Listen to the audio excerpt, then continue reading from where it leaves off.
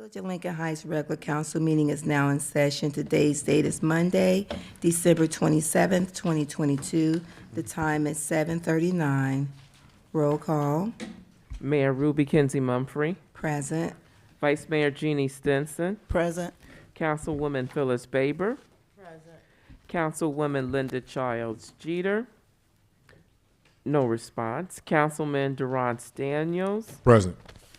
Councilwoman Tanya Key, Present. Councilwoman Laverne Mitchell. Present. Mayor, we have 6 who are present, 1 who is absent. We do have a quorum. Okay. Motion to excuse Councilwoman Linda Childs Jeter from tonight's regular meeting. Second. It's been moved in second.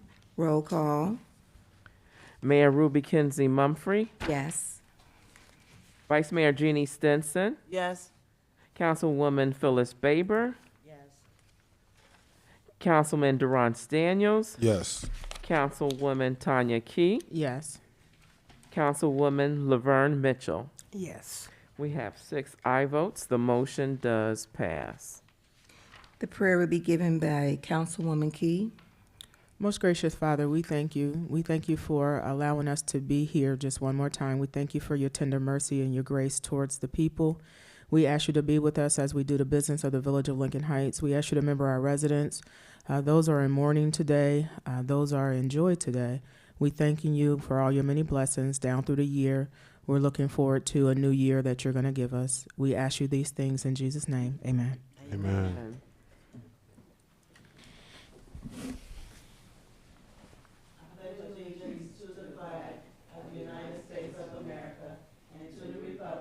which it stands, one nation, under God, indivisible, with liberty and justice for all.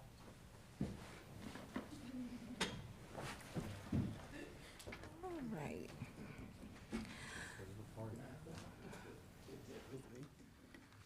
Motion for the acceptance of the agenda. So moved. Second. It's been moved in second. All in favor? Aye. Okay. All right. Motion order for the filing of the journal for the Committee of the Whole meeting minutes from December 12th and the regular council meeting minutes from December 12th as well, both with any necessary corrections. Second. It's been moved in second. All in favor? Aye. Okay. All right. Announcements. Councilman Daniels? No announcements. Just wishing everybody a happy New Year. Okay. All right. Oh, I'm sorry. We did, cause we just said that. Speaking of Happy New Year, our law committee meeting will take place on Tuesday. That will be the 3rd, January the 3rd at 5:30 p.m. Be here Tuesday, January the 3rd, 5:30 p.m. Okay. Thank you. All right. Councilwoman Baber? I like to say Happy New Year's to everyone as well. And recreation is Wednesday, 5:30. The 3rd, Wednesday the 3rd at 5:30. It'll be the 4th. Is it- Oh, It'll be the 4th? The 4th. Yeah. The 4th. Okay. Okay, Wednesday the 4th at 5:30. Okay. Thank you. Thank you. All righty. Councilwoman Key? Happy holidays to everyone. Happy New Year. Just wanted to say that Economic Development will be meeting Tuesday, January 3rd, immediately following Law Committee. It's scheduled for 6:30, but just in case Law Committee goes over, we do have heavy agendas on both committees. But if it doesn't go over, we'll start at 6:30. If it does go over, we'll start immediately following Law. Okay. All right. Thank you. Vice Mayor Stinson? I have nothing, no announcements. Okay. Councilwoman Mitchell? Thank you, Mayor. I'd like to say Habari Ghani. Today is the second day of Kwanzaa, which is Kuji Chagalia, self-determination. And that's why the Village of Lincoln Heights is still in existence. Amen. So be it, Ashe. My announcement is that our finance meeting for this month will be held on Thursday at 6 o'clock. Osaba, Is it 6 o'clock, Ms. Randall? 6:30. Either 6 or 6:30. I'm sorry. Either 6 or 6:30. I Okay, well, we can contacted go with everybody. 6. You know, the sooner the better. That's the 28th? What day is that? The 29th. 29th? I Okay. think. Thank you. 6 o'clock. Okay. All right. Is it 6 o'clock? Sounds good to me. Okay. All right. Mr. Key, any announcements for you? I do have an announcement. I received an email on Saturday that Lincoln Heights Chamberlain Avenue roadway improvement project was approved to receive $798,400 from SORTA. So That's a clap, y'all. did receive Can you give us that amount Thank you again, to please? Sorta. 798 Thank you, issue 4. $798,400 For Chamberlain and Douglas. for Chamberlain and Douglas. It's a 1.4, near $1.5 million project. SORTA's giving us 798, and To the Sorta board. OPWC has given us even more than that. So we will not be having to get the OPWC loan for it because SORTA is going to supplement. That's another clap. Yep. Yeah. I want to ask you something. So based on that, will that be a development that's going to take place this coming fall? They'll start, the bidding process will start this spring coming up, and then it'll start summer, fall. Yeah, Okay. hopefully start summer. All right. I know the residents that's one of our roughest streets, and I know the residents on Chamberlain and Douglas are going to be very happy. So I know they'll be putting up big sign up saying how much the development's going to cost to get that street redone. All right. What was that number again, Mr. Key? You said 798? From SORTA, 798,400. Thank you. Okay. Well, my announcement is going to be to thank the Hamilton County Commissioners for the basic almost $1 million grant.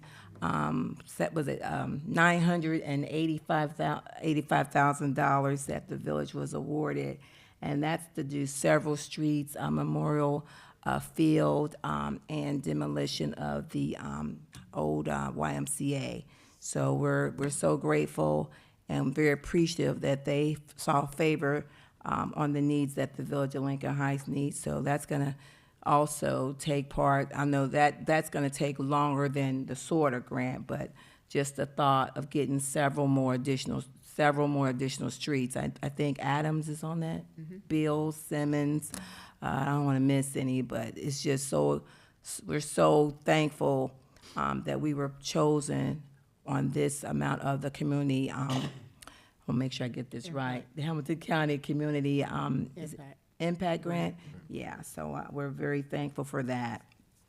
So that was my announcement, along with happy holidays for our residents Ma'am. and our businesses. Yes, ma'am. Can we just clarify, because I've already had some individuals call me and stop me in Kroger's, want to know when the school was coming down. So it is not happening right away, correct? And we still have to come up with some funds for the rest of it. I think we need to clarify that, so tell everybody who went to Lincoln Heights High School, you can get a brick, but not just right now, because everybody's talking about that to me. I don't know if they're saying it to you, but it's not going to happen next year. But we're looking for money, correct, for the rest of it. Right, and normally when grants come out, I know when we did when we got monies for the Safe Routes to School grant, we were thinking that it was gonna happen like the next year, but usually when a grant rolls out, it usually takes 2 to 3 years for it to happen. But SORTA is a little bit different because the monies are coming in through our tax dollars and the votes that everybody voted on that issue 7. So, but yeah, it's gonna take a little longer than they may want, but it is going to happen. But we're still planning on how we're gonna develop our community, and I know Mr. Key can talk on it probably better than I can. Well, we know that we signed a letter allowing the Port Authority to seek the brownfield money for the remediation and the demolition. The portion that we will have to pay is included in that community impact grant. So as soon as the port reports that they receive that money, then they'll be the ones going out to bid to get that taken care of. And it could be sooner rather than later, because I heard they got some money. Yep. They just didn't tell me they got it, so I don't know if they got money for us yet. Yeah. All right, thank you. All right. So, That's the only announcement I have. So next we have hearing from the residents, Mr. James Maben.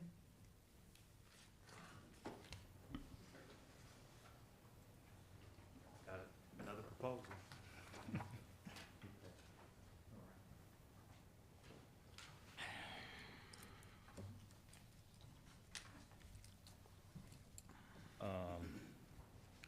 Regarding the property at 923 Van Buren, I knew I had turned in a proposal about some ideas I had on it before.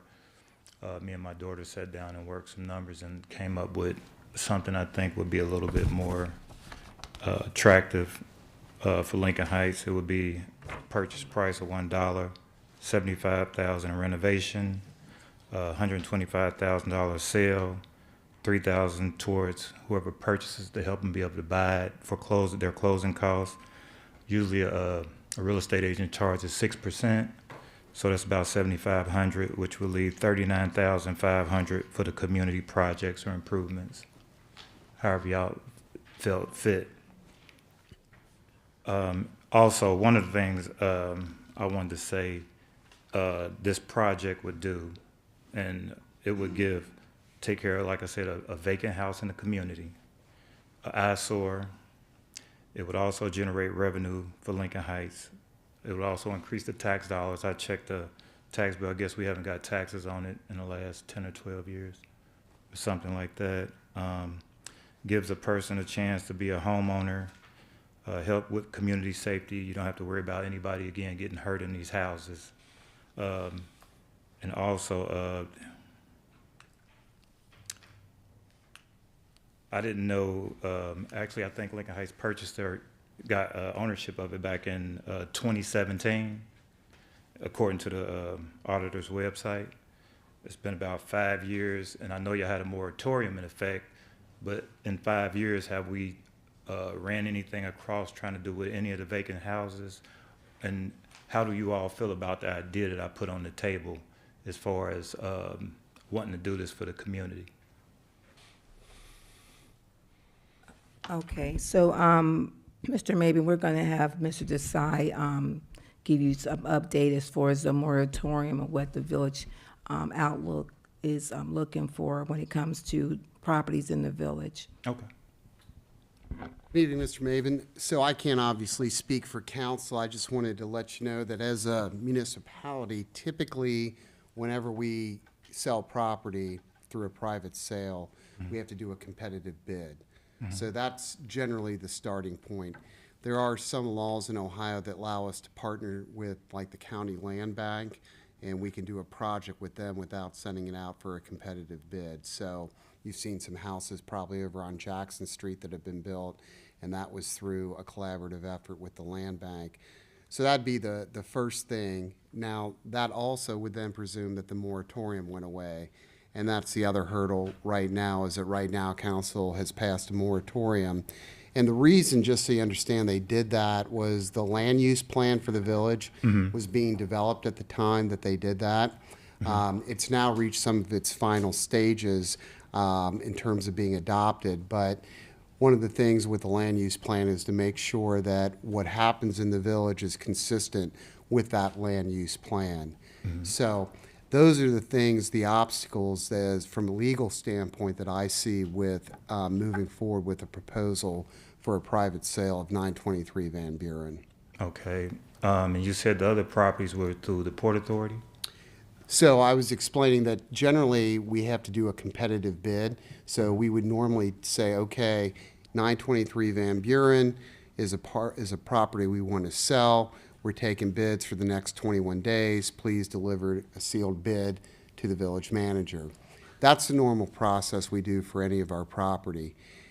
In case you are wondering why there is development on other previously village-owned property, for example, on Jackson Street, without a competitive bid, it's because there are Ohio laws that allow us to partner with nonprofits such as the land bank to use their services to develop that land.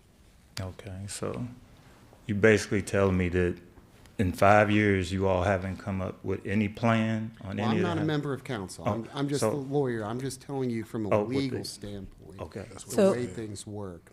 So the moratorium, we just did that last year. And so it hasn't been 5 years yet, and we're still, like you said, on the cusp of coming out with what the land use study is gonna reveal. So we're just now discussing what it's gonna look like. And so the only thing left is for you, if you wanna find out what we're doing, is come to the Economic Development Committee meetings. And that's where you'll find out what we're projecting and what we're gonna do. But we just did the moratorium last year. Last year. Yeah, so it's Okay. just not, So Yeah. the special exception rule that you told me about, what was that? I don't think I mentioned a special exception rule. Are you talking about the development with the county land bank? No. When I called you on the phone and we talked about what procedure should I go through, and you said the best procedure because you have to do like a special exception or something, where you put a proposal together for council to come out and present it to council to try and get whatever we're trying to get done to get it done. So, Mr. Maven, you called me and asked me about 923 Van Buren Yes, sir. purchasing it, and I told you you'd have to put a proposal together because it's council's call, Yes, sir. right? So Which it is council's call. Yeah, ultimately, any property that gets disposed of by the village is a council action. Okay. Yep, thank you.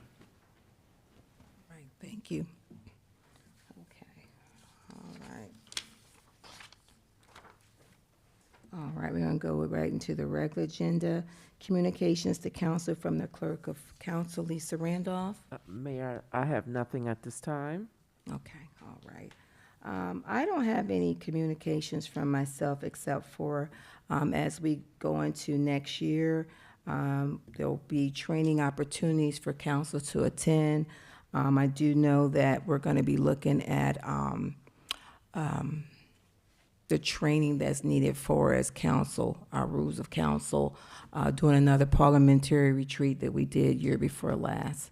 So that's something that's gonna be coming up, in the months of, probably February, March. And that Miss Randolph will be giving everyone a calendar of what we see that's out there for council to attend. And the expectation is that everyone, make sure to go to some form of education for council. Okay, that's the only thing I have. Okay, so we're gonna go into the legislation. Motion order for the second reading of ordinance 02. What's your pleasure, council? Right, because it's a second reading, so we can just go straight to title.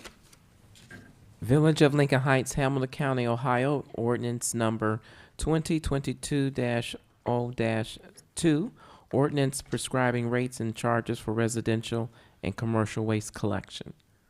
Okay. All right, is there any questions? Is there no questions? Motion to suspend the rules?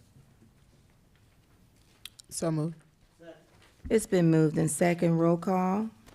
Councilwoman Phyllis Baber,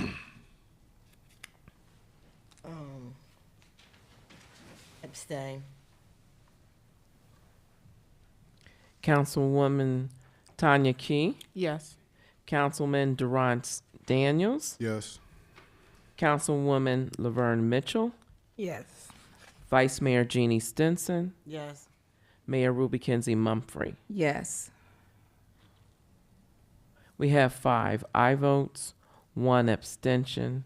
The motion does pass. Motion to receive for passage. Second. Moved in second. Roll call? Councilwoman Phyllis Baber, Abstain. Councilman Durant Daniels, Yes. Councilwoman Tanya Key, Yes. Councilwoman Laverne Mitchell. Yes. I'm sorry, I didn't hear you. Yes? Yes. Okay.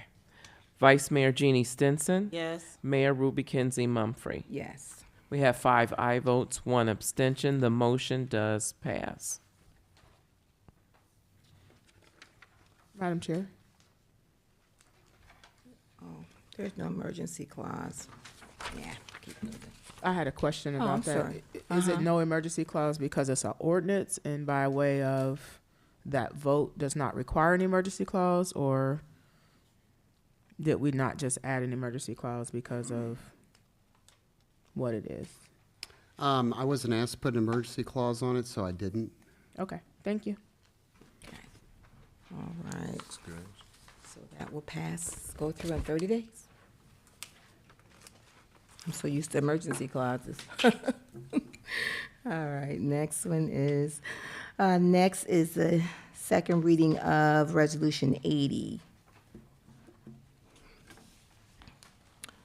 Is there a motion? Madam Mayor, I have a question concerning this. Oh, yeah. Prior there to was the a motion, question. please. Yes, ma'am.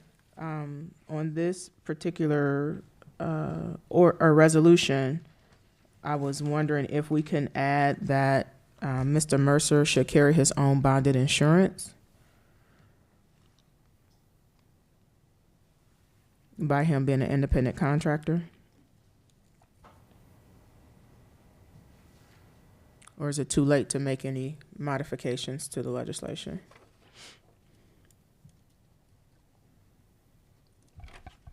We've only had a first reading, so it can be amended. The thought that just kind of popped in my mind is, what would he be bonded for? Because he's not actually building anything. Right, but we're in a libelous society, and independent contractors, if we are contracting with Mr. Mercer to do these services, the person who he's doing services for could have an issue with he approved something that shouldn't have been approved. We never know what it could be. So I'm just looking to make sure that. That's professional liability insurance, though. So this happens all the time, right? You get houses approved with the final CO and the inspector missed something. Right. There's immunity granted to us, to the government, and then because we're contracting that out. So, and if they were able to meet one of the exceptions under the immunity, then I would think that we would turn that over to our insurance carrier for indemnification and defense. Got it. But if we're not, so basically we're still holding a liability, because at that point, what you just stated, then that means we would have to have our insurance go after the claim, right? Or right. I mean, it's just like, if a village employee makes a mistake and we get sued, we don't ask the village employee to have their own professional liability insurance. The village either steps in itself or it turns it over to its insurance carrier. right, that's an employee. This is an independent contractor, though. That's so I'm thinking of when we hire, or when I hire an independent contractor, what I'm looking for is, do they have coverage should they do something in error to cover? And so that's what I'm asking here.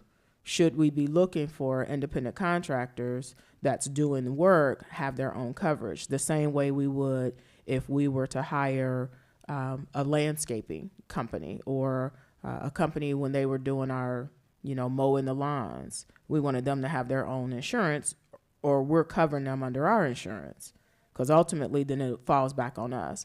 So that's what I'm asking here.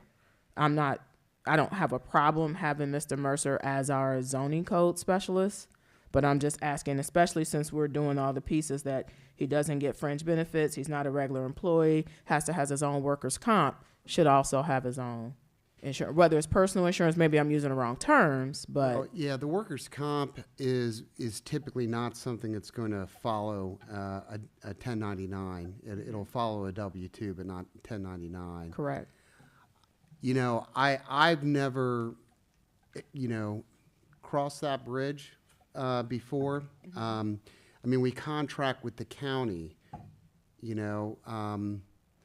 so I don't know. I've never seen us step in and say, we want you to have professional liability insurance. And if council wants to do that, then I think probably the best thing to do is make sure Mr. Mercer would want to incur that expense and still get paid the same rate.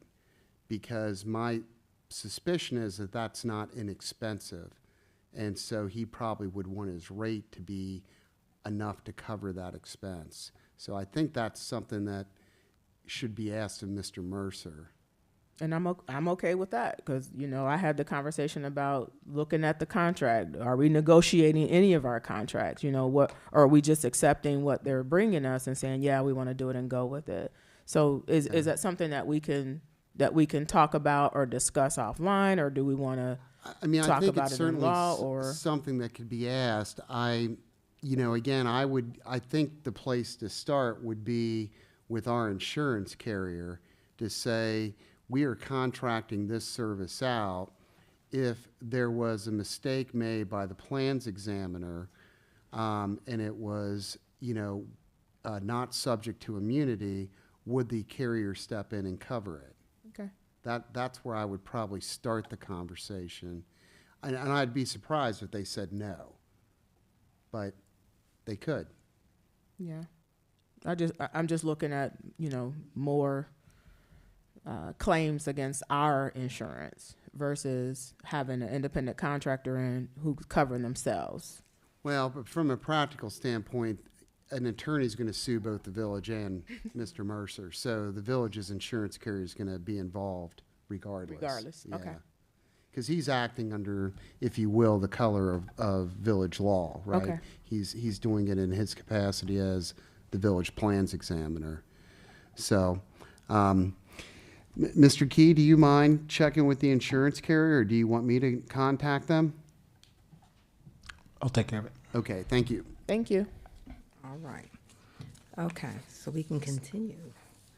All right. So read by title only. Motion to read by title only. Second. It's been moved to second. Roll call. It's been Okay, wait a moved minute. to second. Roll call.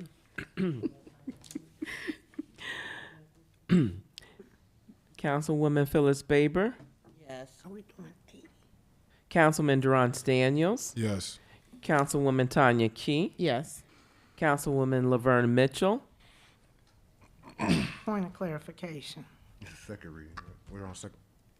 This is second reading for 80, correct? Yes. So that's what. and Sorry. Oh, I think Ms. Mitchell is maybe questioning why we need to motion it for title since it's a the second reading. That's what I was trying to. Oh, I'm sorry. Everything that's a second reading, we can just jump into by title. but my other question, thank you, Mr. Desai, that is it. But if Mr. Key finds out other information, and then, are we planning on passing this tonight? And then are we gonna go back and, I mean, what is our plan for this if, when Mr. Key brings back the other information? Wouldn't it just be in the contract agreement though, as well? Because he hasn't signed that agreement of professional services yet. I'm assuming yet either, right? Wouldn't we just amend that? Right. So until we have a third reading and a passage, there's nothing going to be signed. Yeah. Okay, so we just having the second reading, that's all we're doing? Yeah. No, okay. Mr. Point of clarification, so if we have the second reading, can we make any amendments to it, is the question? Yeah, what I'd probably do at that point is just bring back a brand-new piece of legislation. Right. Which means if it's referred to law, we don't have to come back with a brand-new piece of legislation, we can amend it if need be. If we refer it to law, rather than hearing the second reading. Yeah, I mean, we could skip a second reading, we don't have to do a second reading on it, or you could refer it out. Yeah. So yes, referred, referred on. do.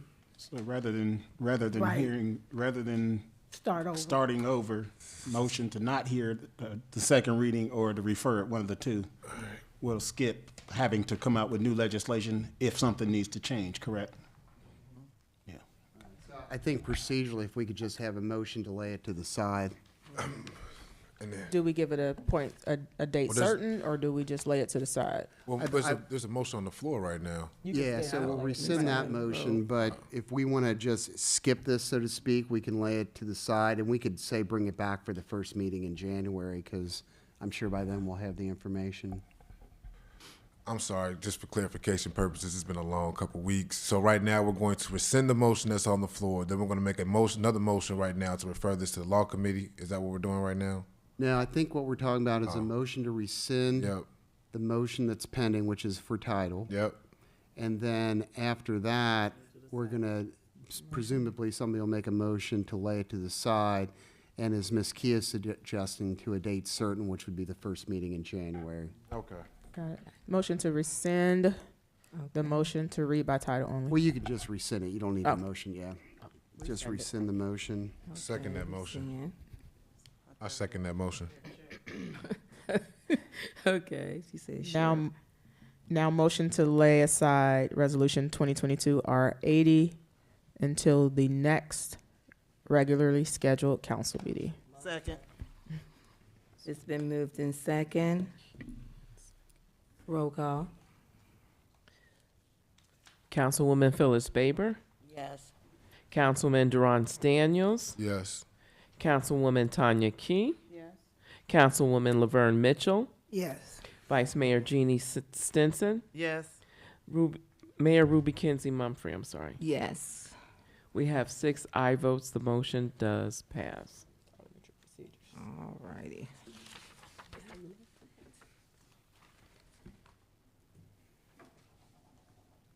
All right, this is for the second reading, motion in order for the second reading only, Resolution 81. Motion to refer resolution 81 to law. Second. It's been moved in second to, just refer to law? Okay, gotcha. Roll call. Councilwoman Phyllis Baber, Yes. Councilman Durant Daniels, Yes. Councilwoman Tanya Key, Yes. Councilwoman Laverne Mitchell, Yes. Vice Mayor Jeannie Stinson, Yes. Mayor Ruby Kinsey Mumfree. Yes. We have 6 aye votes. That motion does pass.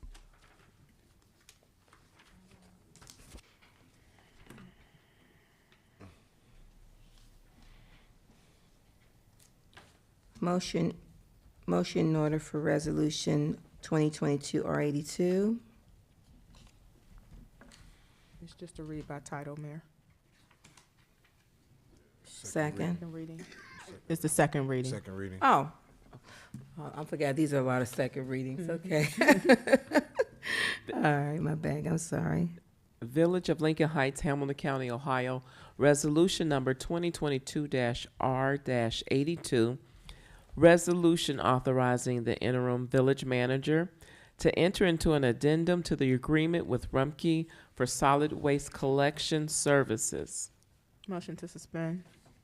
Second. It's been moved in second, roll call. Councilwoman Phyllis Baber, Abstain. Councilman Durant Daniels, Yes. Councilwoman Tanya Key, Yes. Councilwoman Laverne Mitchell, Yes. Yes. Vice Mayor Jeannie Stinson, Yes. Mayor Ruby Kinsey Mumfree. Yes. We have 6 aye votes, 1 abstention. The motion does pass. Motion to receive 5. for passage. Oh, Sorry, I apologize. 5. Okay. That's right, 5. motion to receive for passage. Second. It's moved in second, roll call. Councilwoman Phyllis Baber, Abstain. Councilman Durant Daniels, Yes. Councilwoman Tanya Key, Yes. Councilwoman Laverne Mitchell, Yes. Vice Mayor Jeannie Stinson, Yes. Mayor Ruby Kinsey Mumfree. Yes. We have 5 aye votes, 1 abstention. The motion does pass. Motion to accept the emergency clause. Second. Moved in second, roll call. Councilwoman Phyllis Baber, Abstain. Councilman Durant Daniels, Yes. Councilwoman Tanya Key, Yes. Councilwoman Laverne Mitchell, Yes. Vice Mayor Jeannie Stinson, Yes. Mayor Ruby Kinsey Mumfree. Yes. We have 5 aye votes, 1 abstention. The motion does pass.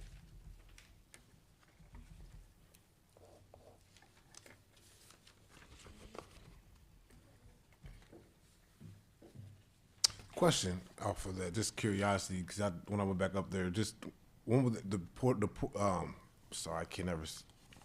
The porta potties. Sorry, that's always a tough word for me to say. I'm sorry, I don't know why. Are they? When will those get put back up on Memorial Field? Just looking at this contract as well, 'cause that's just a part of it. The 2 portable toilets, porta potties, however you want to put it. Obviously, fully serviced from April 1st to the October 31st. Those type of things. Just, is that when we can expect those things got to be put back up there? Because I know you got the walking track, everything kind of construction, all those type of things. Is that just all that will kind of be put up in that same time frame, I'm assuming. I'm not necessarily throwing this to you, Mr. Key. It was just I was just a question if anybody, just those type of things, just like the porta potties, all those other type of things that to make Memorial feel back to what it was before all the construction took in place. You know, obviously the container, all those type of cleanup things as well. I'm assuming all that just go back into play April 1st. All right, so let me clarify this question again. Let me It should already be porta potties. If they working up on the field, it should be porta potties up there already. I would say that's when I guess when I only reason when I went up there to walk my parents' dogs. Maybe this was about 2 weeks ago. That's why I didn't. But our usual contract with Rumpke states, during that season. You know what I'm saying? And this is what made me think about it, because the fact that we haven't used it in the past 2 years. So we had to shut it down for COVID, and we had to shut it down. So there's no reason. I don't think there was a reason for them even to dump the regular Rumpke trucks, those type of things. So I'm just assuming that routine will get put back into place. I'm assuming April 1st. It's pretty much what my question is. But I'm sure nobody here may be able to answer it if they had an answer. But if not, that would just be my April question. through November, I think it was. Yeah. April through November, and I guess. And it's probably going to depend on when they're going to have it completed. Because I'm sure we should have a grand opening and ceremony and stuff like that. But it's worth asking. That way you'll know when to expect it. Yeah, I was just looking at that. Yeah. So that would be something that Mr. Key would be able to. If it's up to Rumpke, they'll put it up during that time. The field's not gonna open in April because we're gonna be going into construction on the concession stand next year. Yeah. So we don't, so the field won't be accessible next year as well either? not till the concession stand's complete. And by the way, the concession stand is supposed to have restrooms. So we won't be needing those porta potties after that. That is true. That is true. I'm sorry because we didn't get on this conversation. We can get off it on this note because I don't want the Tigers football team where they feel like they were blindsided once again. Is there something that so right now they should anticipate at the beginning of the year to potentially start off somewhere else because we're finishing the concession stand? Okay, I'll just get. Yes. Is that safe to say? Yeah, that's just, okay. Yeah. Okay. But it'd be better if they had a date. Yeah, because I know they schedule their games. They're probably working on their schedule now. Soon as the weather break, they'll start spring training and stuff like that. So I think that's something that we do need to find out and communicate with them so they won't be blindsided or, they need to know. Yeah, there's no need to wait. Just tell them to go ahead and prepare. Start looking, yes. To prepare for next year's to be doing it on a different field.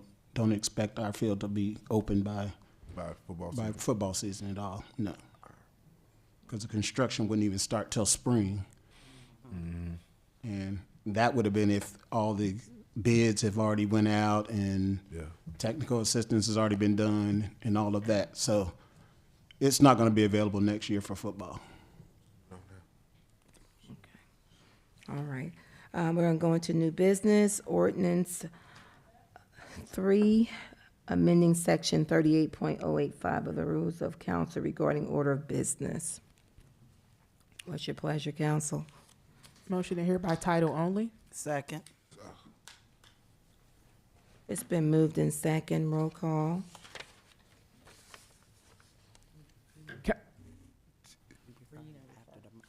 Thank you.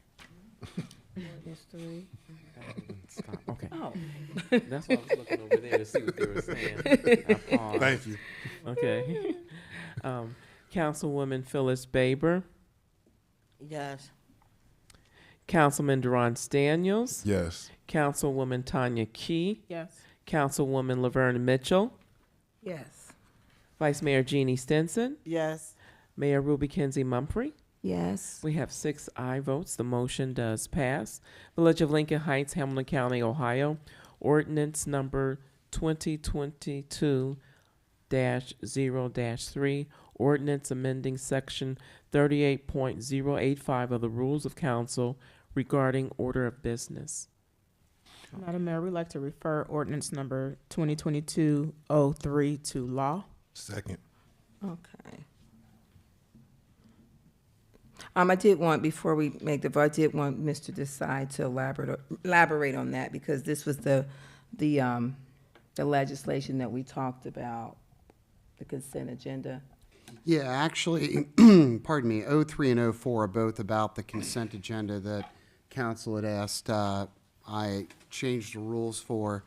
So on 03, the only change from the original is in section 1 there. You'll see that there is an A7 that's been added. So if you flip to Exhibit A, which is the original ordinance, you'll see that there is no consent agenda item 7.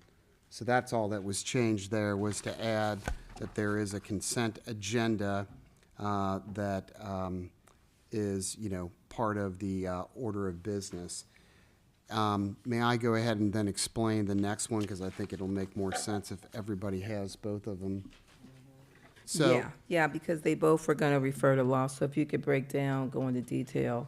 yeah, so 04 has a little more detail to it. In the first line there, let's start with the original. So if you go to Exhibit A of 04, you'll see that 38.092A as an apple states in the first sentence, the clerk shall prepare a printed calendar for each regular meeting.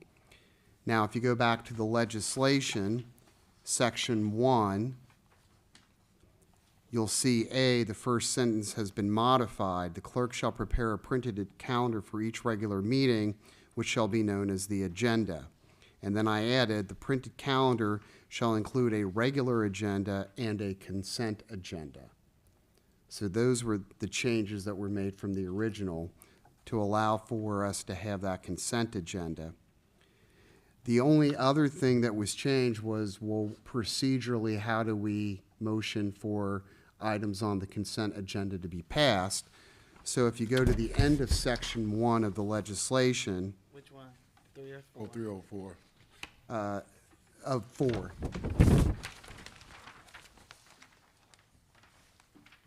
you'll see I added a new item, which is C as in cat, that says all items on the consent agenda shall be read as one, and the question of adoption and passage of all said items shall be by a single motion.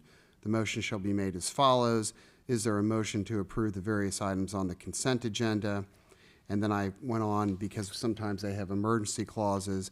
In the event that council determines that any items on the consent agenda should be passed on an emergency basis, then the question of adoption and passage of all said items as an emergency measure shall be by a single motion. The motion shall be made as follows. Is there a motion to adopt the emergency clause set forth in the relevant sections of the legislation on the consent agenda? So 03 and 04 in combination then put into the rules of council the ability to do business by the consent agenda. Question. Yes, Vice Mayor. Consent agenda, is that when we lump them together? Right. Well, Okay. yeah, what we were doing, using, I think it was 38.003. So this just spells out that we can do that. Question. Ms. Mitchell. So the format is going to be the same, but we're just going, it's not a separate agenda. Those items are going to really be on our regular agenda. I'm just questioning It's that all because that's part, the way. it's all part of the Okay, agenda. I just want to make sure everybody But understood that it's not The separate. way that I did 03, if you look in section 1, and then look down to A as an apple, item number 7, I did add the consent agenda. Right. So, but that's, I just want to make sure that we all knew that it was not a separate piece of paper. Those pieces of legislation, whatever the numbers and whatever order they're in, will appear on our regular agenda, right? And then we will continue with our regular agenda. Correct. Right, okay.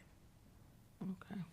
Any questions on this? And maybe just to be particular, they will all appear on what we call the printed calendar. Yes. And the printed calendar will Exactly. be made up of the consent agenda, Everything, the yeah. regular agenda, old business, new business, everything. Right, because we're not going to always have a consent agenda. It just depends on the legislation that we have at that particular time, right? Right. Because it is, as I say in the whereas clause, Council for the Village of Lincoln Heights finds that a consent agenda is an instrument under Robert's Rules of Order that enables a public body to consider and approve a grouping of routine, i.e. our transfer of fund legislation, so routine or non-controversial items through a single agenda item. So it's routine, non-controversial stuff that'll be on there. Okay. And also remember that under Robert's Rules of Order, if any council member objects to an item on the consent agenda, it comes off. There's no majority or anything. So if there's something on the consent agenda that a council member does not want on there, all they have to do is when we get to that part, or even at the point that we are approving the agenda, say, I object to item 2 or item 3, whatever it is, and it comes off. So my question is, the motion was made to put it in law. Do y'all feel that you want it back in law? Yeah, we can keep it We there. want it in law. Yeah, we keep it there. Yeah. Okay. Yeah. All right. Okay. All right then. Want it in law.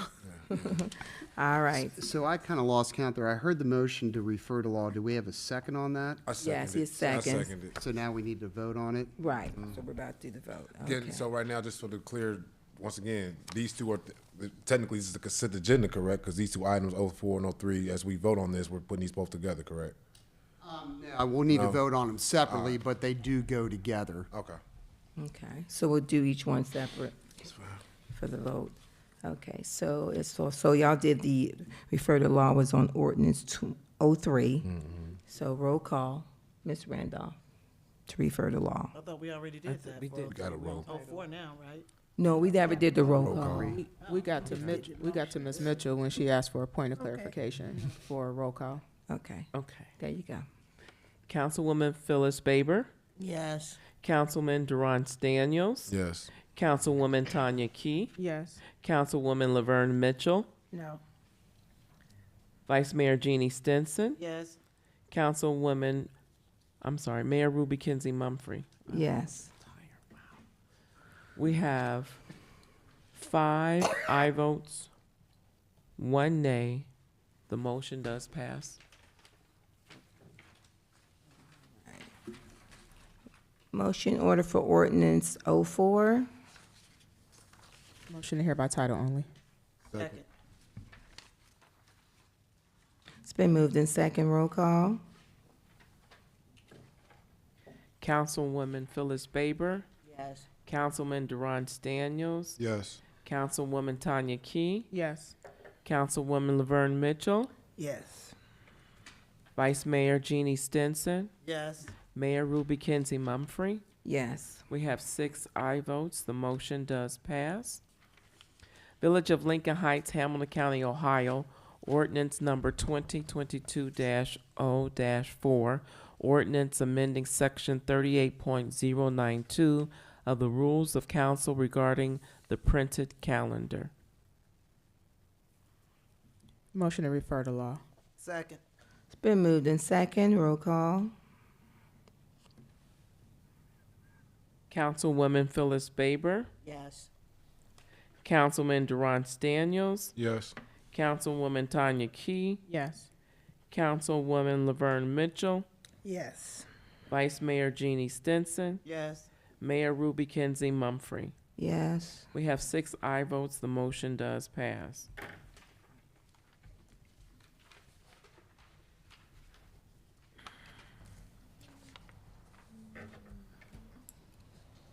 Motion order for resolution R83. Motion to read by title only. Second. Moved in second. Roll call. Councilwoman Phyllis Baber, Yes. Councilman Durance Daniels, Yes. Councilwoman Tanya Key, Yes. Councilwoman Laverne Mitchell, Yes. Vice Mayor Jeannie Stinson, Yes. Mayor Ruby Kinsey Mumfree. Yes. We have 6 aye votes. The motion does pass.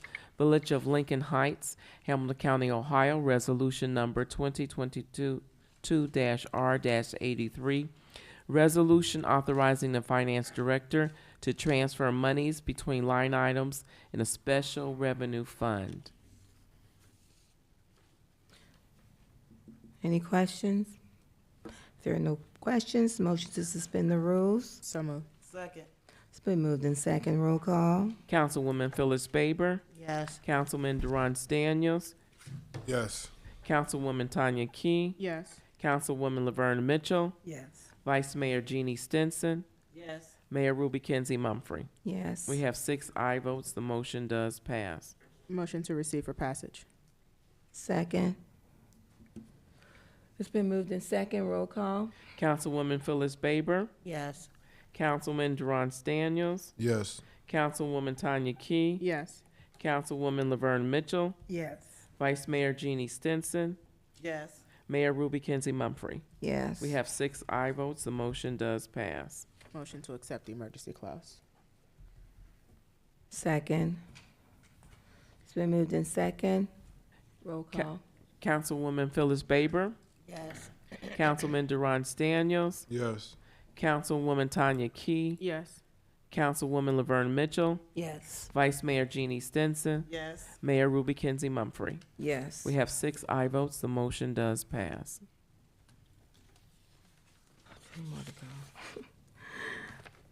First reading of resolution number 84. Motion to hear by title only. Second. Been moved in second. Roll call. Councilwoman Phyllis Baber, Yes. Councilman Durant Daniels, Yes. Councilwoman Tanya Key, Yes. Councilwoman Laverne Mitchell, Yes. Vice Mayor Jeannie Stinson, Yes. Mayor Ruby Kenzie Mumfree. Yes. We have 6 aye votes. The motion does pass. Village of Lincoln Heights, Hamilton County, Ohio, resolution number 2022-R-84. Resolution authorizing the finance director to transfer monies from special revenue fund to the general fund. Motion to suspend the rules. Second. Moved in second. Roll call. Councilwoman Phyllis Baber, Yes. Councilman Durant Daniels, Yes. Councilwoman Tanya Key, Yes. Councilwoman Laverne Mitchell, Yes. Vice Mayor Jeannie Stinson, Yes. Mayor Ruby Kenzie Mumfree. Yes. We have 6 aye votes. The motion does pass. Motion for passage. Second. So moved. Sorry. Second. Been moved in second. Roll call. Councilwoman Phyllis Baber, Yes. Councilman Durant Daniels, Yes. Councilwoman Tanya Key, Yes. Councilwoman Laverne Mitchell, Yes. Vice Mayor Jeannie Stinson, Yes. Mayor Ruby Kenzie Mumfree. Yes. We have 6 aye votes. The motion does pass. Motion to receive the emergency clause. Second. It's been moved in second. Roll call. Councilwoman Phyllis Baber, Councilman Durant Daniels, Yes. Councilwoman Tanya Key, Yes. Councilwoman Laverne Mitchell, Yes. Vice Mayor Jeannie Stinson, Yes. Mayor Ruby Kenzie Mumfree. Yes. We have 6 aye votes. The motion does pass. Motion order for resolution 85. Motion to hear by title only. Second. Been moved in second. Roll call. Councilwoman Phyllis Baber, Yes. Councilman Durant Daniels, Yes. Councilwoman Tanya Key, Yes. Councilwoman Laverne Mitchell, Yes. Vice Mayor Jeannie Stinson, Yes. Mayor Ruby Kenzie Mumfree. Yes. Village of Lincoln, I'm sorry, we have 6 aye votes. The motion does pass. Village of Lincoln Heights, Hamilton County, Ohio, resolution number 2022-R-85, resolution to auditor regarding drawdown of property taxes. Any questions? If there are no questions, motion to suspend the rules. So moved. Second. Moved in second. Roll call. Councilwoman Phyllis Baber, Yes. Councilman Durant Daniels, Yes. Councilwoman Tanya Key, Yes. Councilwoman Laverne Mitchell, Yes. Vice Mayor Jeannie Stinson, Yes. Mayor Ruby Kenzie Mumfree. Yes. We have 6 aye votes. The motion does pass. Motion for passage. So moved. Second. Moved in second. Roll call. Councilwoman Phyllis Baber, Yes. Councilman Durant Daniels, Yes. Councilwoman Tanya Key, Yes. Councilwoman Laverne Mitchell, Yes. Vice Mayor Jeannie Stinson, Yes. Mayor Ruby Kenzie Mumfree. Yes. We have 6 aye votes. The motion does pass. Motion to accept the emergency clause. Second. Moved in second. Roll call. Councilwoman Phyllis Baber, Yes. Councilman Durant Daniels, Yes. Councilwoman Tanya Key, Yes. Councilwoman Laverne Mitchell, Yes. Vice Mayor Jeannie Stinson, Yes. Mayor Ruby Kenzie Mumfree. Yes. We have 6 aye votes. The motion does pass. Is there any miscellaneous business? I had a quick question for Mr. Desai, if that's okay. Just in regards to our moratorium, and as you mentioned before, that when we the reason why we were able to do those works on Adams because it was a competitive. It was not a competitive bid because we had we did a collaborative project with the Port Authority. Is that the same reason why that project and cast the moratorium kind of was not in play for that particular reason, because it was a collaborative project?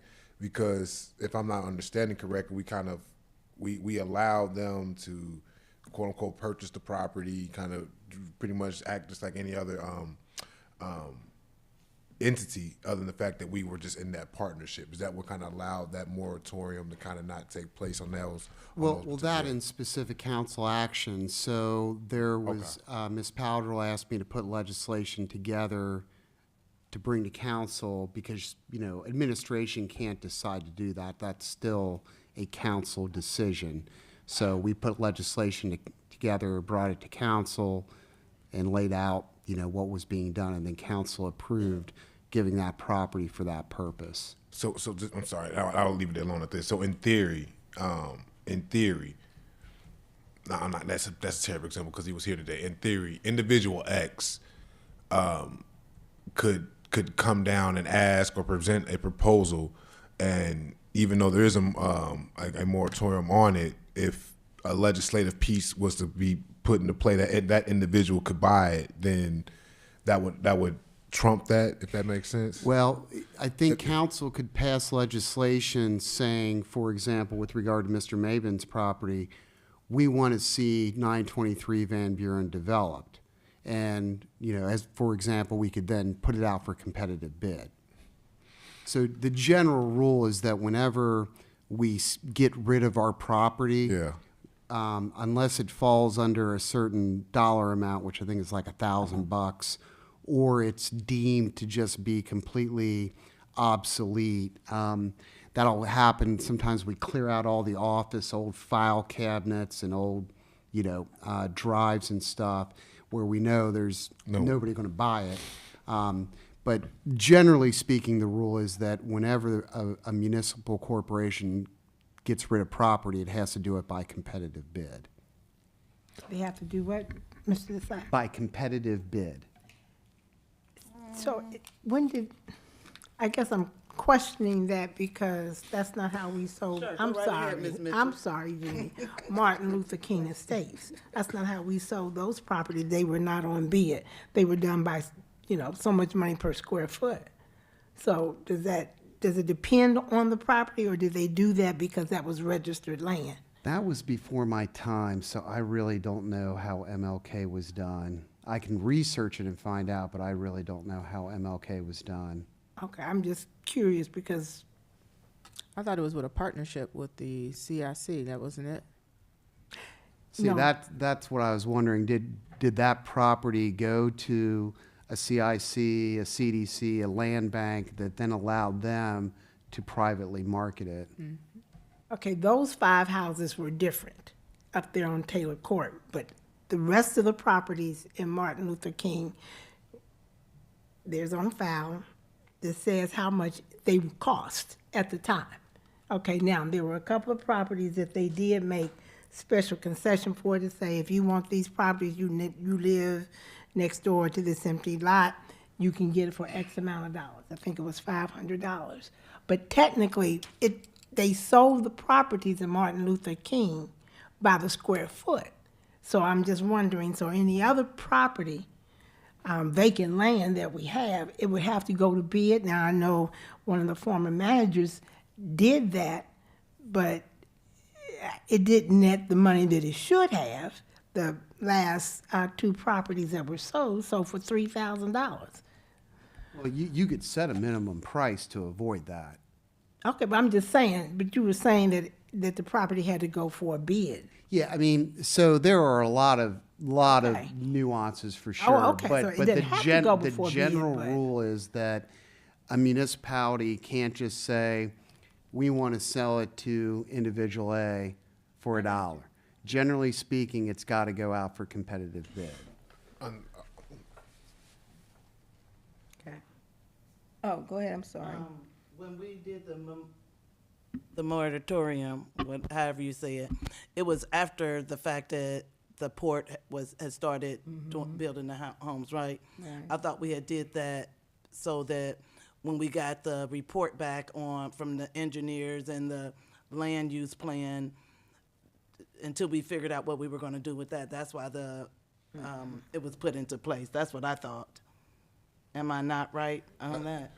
I would say the first. Yeah, some of it happened before we did the moratorium, but yeah, you're right. The moratorium, we were planning, we had the charrettes and we had a lot going on. But when we did the moratorium, it was all included with the land use study. That's why, one reason why they did it, so we could hold on and see what we wanted to do, how we wanted the village and with the input of the residents. So that's why it came into play, because we know in the past we've done, before our time, the villages that people buy land and they did not do anything with it. And so we're at a place where we need to make sure when we do property that we want to make sure we don't just give $1 or a smaller amount, because we know that our land is actually going up in pricing. I know I'm curious to find out next year what our property values are going to be at. Just to Vice Mayor's note, once again, small, I don't say disagreement is not the right word. The first time, because they came twice, and we did it twice. The first one, yeah, it was before. Then the second time, that's when, because I know me personally, I had voted no when she asked to. The second one's on Adams, because we said we weren't going to sell any more property. But then when she came back and asked again during that proposal, I was under the impression that we said we weren't going to do it. We weren't going to do this for anybody. So we said we weren't going to do it for the individual. I didn't feel, that's why I voted no. That's why, when to your point on that, no, that's when I brought that up, Vice Mayor. Yes, Vice Mayor. And when you say property, you mean like land property, because you don't have to bid out. We had an old neon something, I remember, and I forgot what we did with it. I don't think anybody had to bid on it, like a computer.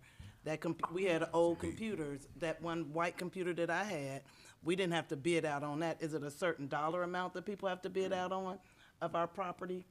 Or are you just speaking on land property has to be bid out? Right. So there are de minimis value. Remember I was talking about there's some that if it falls below a certain monetary value, I think it's $1,000, you don't have to do the bid. Then there's another provision that has to do with obsolete items. So there are exceptions to that, and usually don't see that with real property. You usually see that more with personal property.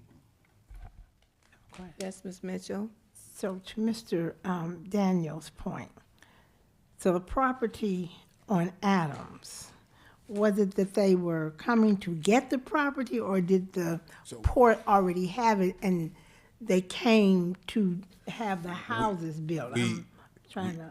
And so, because this was done earlier this year, so we could go back there and pull it, we made an agreement that we were selling the property to, I'm sorry, make sure I got the entities correct. So I want to make sure I got my entities correct. We were selling the properties to the port and allowing HERC to then finish and then go off and sell it off of once it was all the way finished and developed. So we were selling it to the port, and then once we sold it to the port was going to work with HERC to find a homeowner at that point to sell it to somebody that once they now want to now buy the property. Mr. Daniels, I'd have to check, but I think that what we did was donate the property. I'm sorry. That's a significant legal difference. That is correct. I'm sorry, that is correct. But there was a transfer of property. Is that the correct term? There was a transfer of property from us to the port, and we said that we were not going to do that. And that's why I voted no. So I'm sorry, thank you for that we did not say it was a transfer of property.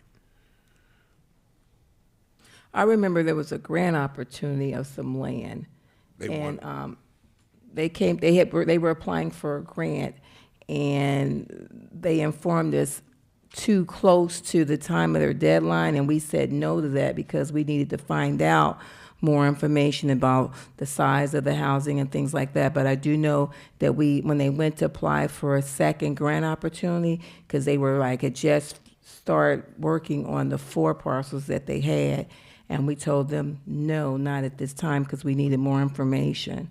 I do recall that. Ms. Key, did you want to speak on that? You remember? I know I remember that. I could speak a lot on it, but we can talk about it in economic development, Okay. because one of the things that we took a look at, just like when Ms. Mitchell was talking, or Councilwoman Mitchell was talking earlier, is that the port owned land in that region, in that cluster. And so instead of having an opportunity to have a vacant land in between land that they were going to develop, it made sense to vote to allow them to have that land to build a home on that land. Mm-hmm.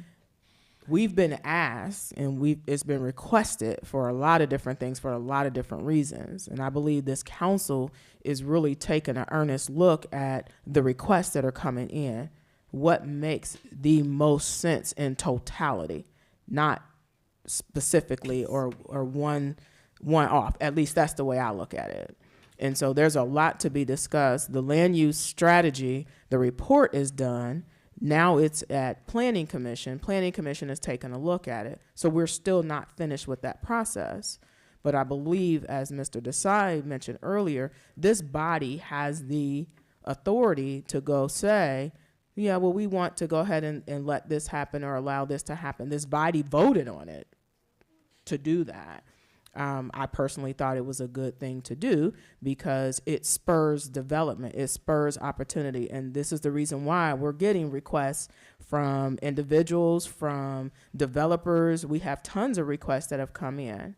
But what makes the most sense for what we want? And I think around the table, we're talking about a lot of different things. We're talking about, well, we did it this way, we did it this way, we did it this way. And I believe Councilwoman Mitchell always talk about, well, what are we going to do now? What do we want?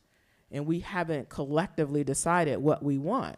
That's what the committee meetings are for, to have those discussions. And those discussions are on agendas, and we'll continue to have those discussions. That's my take on it. Mayor, I have one last request. Okay. Do we understand, or do we know, not necessarily understand, but when we had the money to demolish some buildings, such as the nursing home. Mm-hmm. So what is the responsibility, what's the role of the port in acquiring, if you will, lack of a better word, those properties? Even though we have it, right, it's in Lincoln Heights, but I think we need to understand that dynamic in terms of the land bank and the port. Does the property belong to the port holding it until something happens? I think we need to go revisit that and really understand, what that is all about, right? Because when you bring in HERC into it, HERC is, for all intents and purposes, the port. Mm-hmm. They're just a branch of the port that does other kinds of housing. Port does so many different things and commercial as well.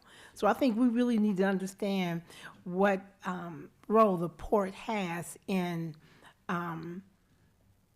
having a say in the properties that we have in the village that they may have helped us with.